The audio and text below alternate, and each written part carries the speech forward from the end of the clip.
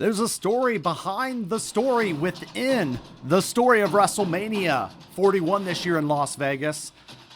But I want you guys to pay attention to what has been laid out. We got a little preview at Royal Rumble, and we got an even more bigger reveal at Elimination Chamber. We're going to get into the story behind the story of the John Cena heel turn, the Cody Rhodes road to stardom for the third year in a row in a main event of a WrestleMania since his return. But there's a little bit more to be told in the back scenes. We got the final boss lurking about, but we also have the final boss, The Rock's one of his greatest enemies and rivals in WWE history, Triple H, laying the foundation for what could be a possible final feud before or after his induction into the Hall of Fame of 2025. You decide. But we're going to get into all the women's and the men's championship matches, plus a little bit more, and what WrestleMania has revealed to us so far. There's a lot of discussion to be had, so let's get in. I'm your host, Bryan, the Hype Ballard. This is Tap Out Talk, and I want to talk a little bit about the things that we're seeing. We've seen John Cena make his return, announce his retirement 1 year in advance. Sounds familiar. Last time John Cena announced one thing 1 year in advance was a rivalry with The Rock that announced at the end of a WrestleMania and concluded 1 year later at a WrestleMania. They went 2 years in a row actually at Mania and an even score of 1-1, and I believe they'll have a rubber match to finalize that feud later this year. But for now, he is very much in the corner of the corporate champion John Cena, as we have seen John come so close on the brink and eventually eliminated at the Royal Rumble by main event Jey Uso. Jey going for one title, which leaves John Cena one more opportunity at Elimination Chamber to win, and he did, to get the title at Cody Rhodes in the shot. And ultimately, the biggest blow of the night, we got the corporate champion becoming John Cena and ultimately betraying Cody Rhodes and turning full on heel, something that we would never thought we would see, and it broke the IWC and the internet all across all the world. Ultimately though, in the post-conference, I want you guys to talk about this on Wrestling Fans Insight, the little bit of the ways that Triple H is answering questions, playing the employee role, talking about meeting with The Rock. And if you notice, The Rock saying there's a lot of story to be told and actually finishing out the press conference at the end. Something that Triple H normally does in these situations. Laying the foundation. The WWE laid this foundation a year ago with the press conference at WrestleMania when they passed each other and one says, "You're lucky I'm retired," while the other one says, "You're lucky I'm retired." Kind of planting a little bit of seeds, and the way Triple H is answering these questions, he kind of alluded to the fact that he's not quite sure where this will go, and John and Dwayne Johnson are very much aligned, and he's just kind of going to allow it to take hold. But it was a pleasant surprise, and the WWE definitely got it right. And I do want to say, this feud builds Cody Rhodes up as an even stronger champion. He is the next inherited John Cena role in the WWE, and ultimately is the champion of now in this generation, the American Dream.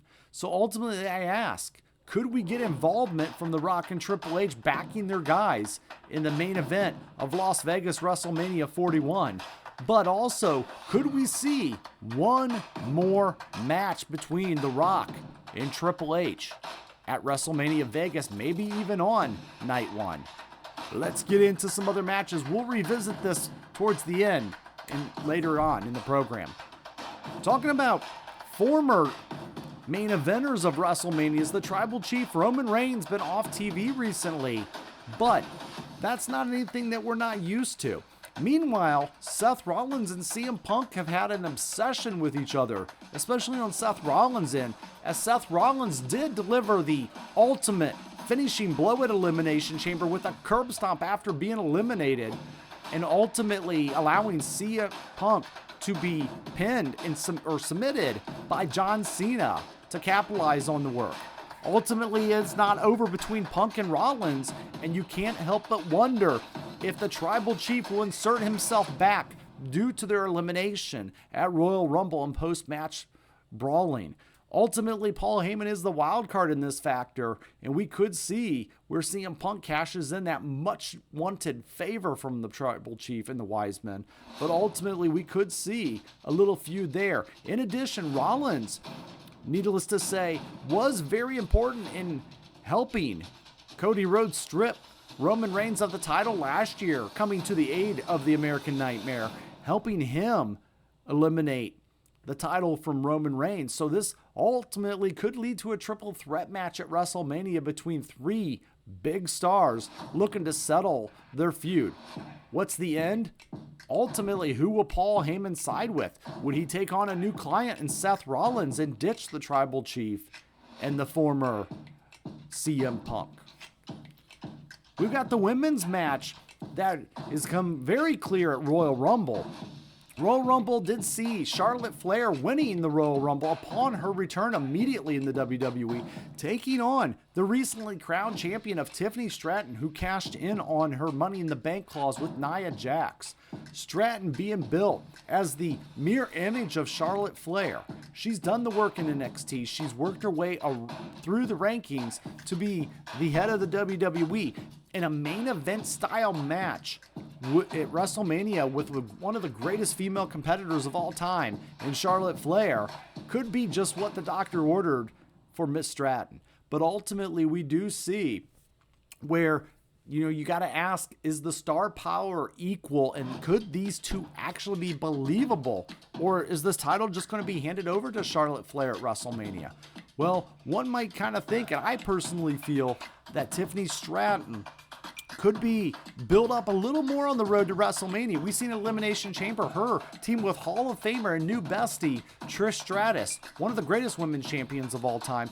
Ultimately, we could see a beatdown of Charlotte in the upcoming Monday Night Raws on Trish Stratus, and ultimately seeing Stratus take her revenge in some format at WrestleMania, allowing Tiffany Stratton to retain the title, if well-explained situation, over Charlotte Flair. Ultimately, this match is a one-on-one set in stone and ready to roll for WrestleMania. And speaking of ready to roll, our other Royal Rumble winner is yeeting and ready to roll down the stairway into the arena. Main event, Jey Uso winning the Royal Rumble in shocking fashion, seeking out to climb the mountain that is the Imperium of Gunther at WrestleMania 41. Now, a lot of you guys did not like the booking of this match, of the booking of Jey Uso winning the Royal Rumble. And I gotta be honest, it was my scenario. I felt that was very much said that we could use the Royal Rumble this year to build a new star for the future. However, I got it incorrect when I felt that that new star should have been LA Knight. And I felt like that would have been his time to try to climb, and go after Gunther. But we did not get that, and we got main event Jey Uso. I had to do some major reflection on this, and I had to do some time away just to kind of gather what the community is saying, gather what the world is saying. And here is my conclusion on Jey Uso.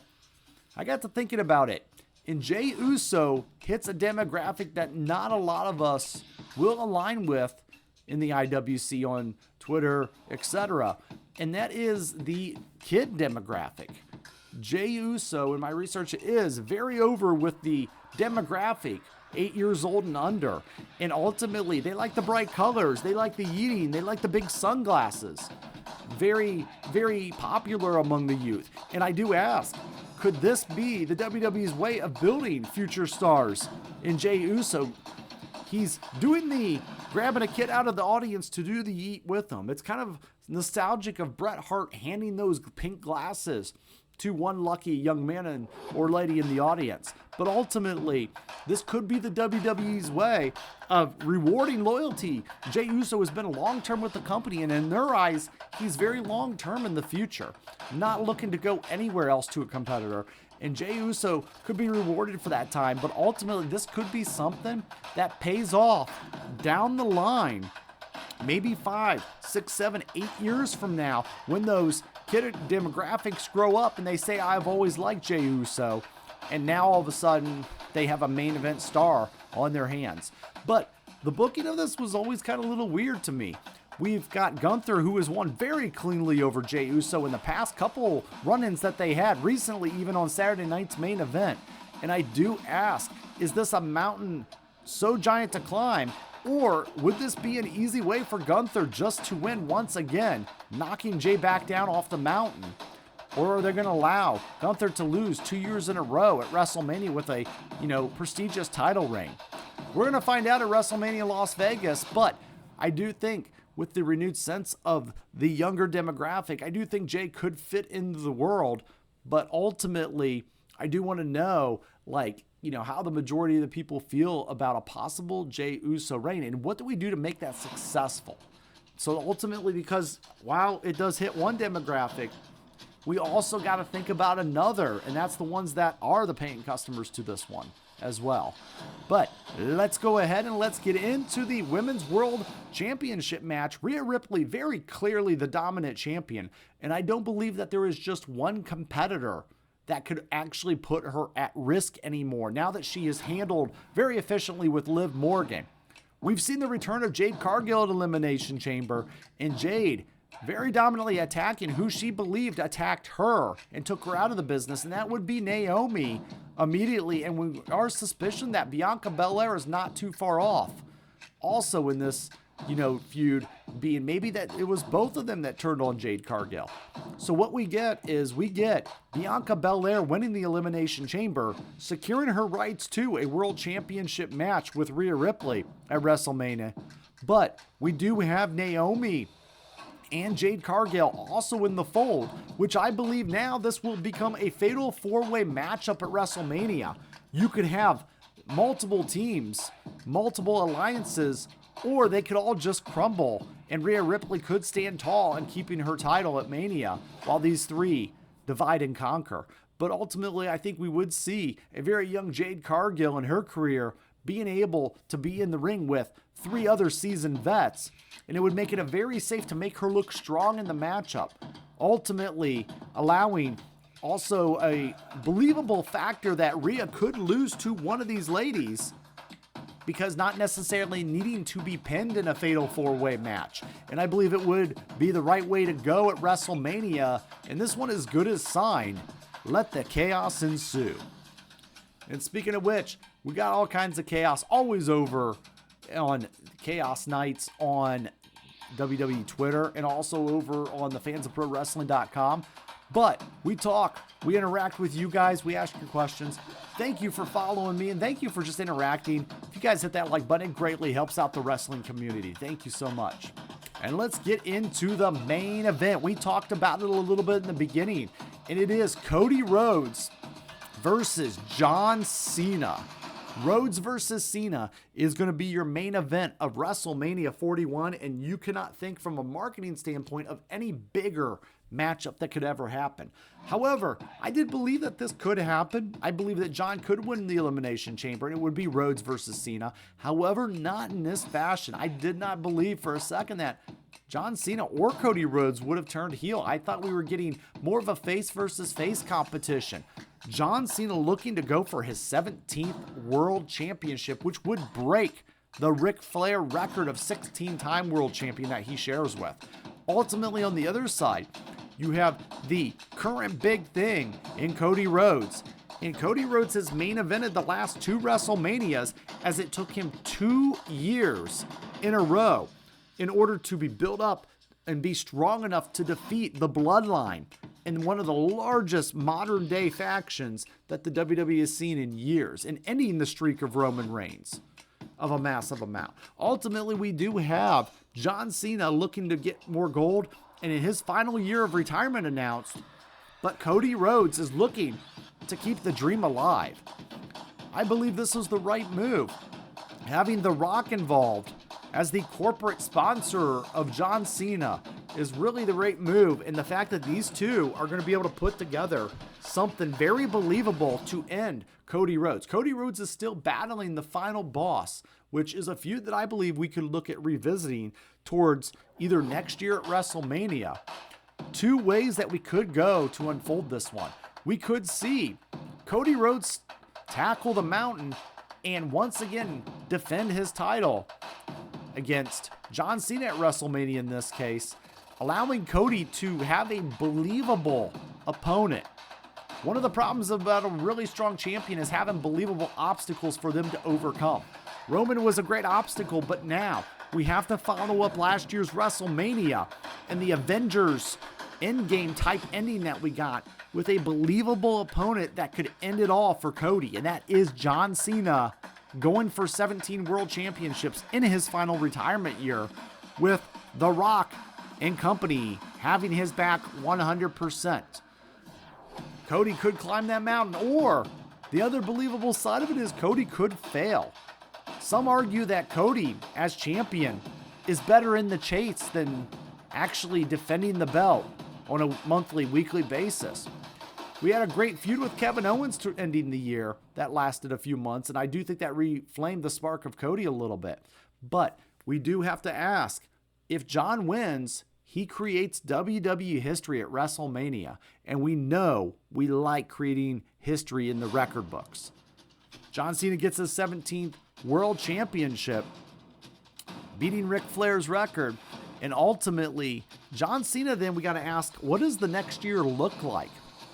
If he loses, the plan doesn't go on as he thought, and it could lead to a final feud, round 3 with The Rock, Dwayne Johnson, maybe even at SummerSlam or sooner. So ultimately allowing them to have their third and final match to decide it all. But if John does win, he goes on with the championship. He stays with The Rock. He stays with the WWE corporate. Ultimately, you imagine there would be a rematch for Cody along some point that would allow this feud to go. But ultimately, we would look at John Cena looking at a list of opponents. Don't count out guys like Randy Orton, who was one of John Cena's greatest rivals, and they've had so many matches over the years and countless bouts.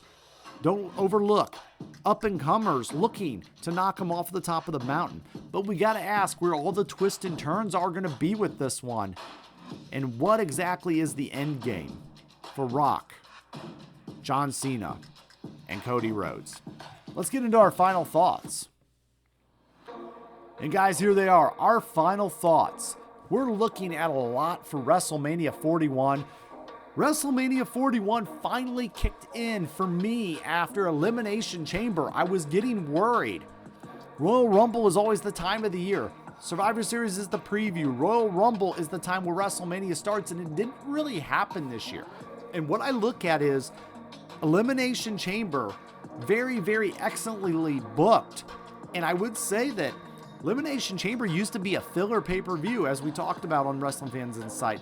But ultimately, this year, it was must-see TV. I'll give you a good example. Everybody knows to check out the Royal Rumble and WrestleMania. Those are the casual fans that are going to always chime in. And the casual fans will watch Royal Rumble. The WWE creatively used this year to create a new star in Jey Uso and getting him a lot of exposure. And if you look on the women's side, they went with a safe bet with the last name of Flair, keeping those casual fans engaged. You have Flair and Uso. And from that point, the WWE said, we know that some people might not watch Elimination Chamber, but the hardcore fans will. And we did. We got the return of Jade Cargill, the return of Randy Orton, and we also got the return of John Cena and the heel turn of the return of John Cena. So ultimately, what we did is it got the loyal wrestling fans that were watching to talk about John Cena's heel turn, which then spread throughout the community. And I guarantee you, Elimination Chamber replays were at an all-time high for this event. And we look at the post-press conference and the way Triple H was wording things and the way The Rock words things, I don't think it's out of the question to see those two have some interaction. Maybe not even in a formal match, but maybe at some point they are in the corners of their respective champions as they go into WrestleMania and have an altercation between each other. I'm going to go ahead and head out. Thank you guys for everything you do each and every day, each and every week. Enjoy the road to WrestleMania. I'm out.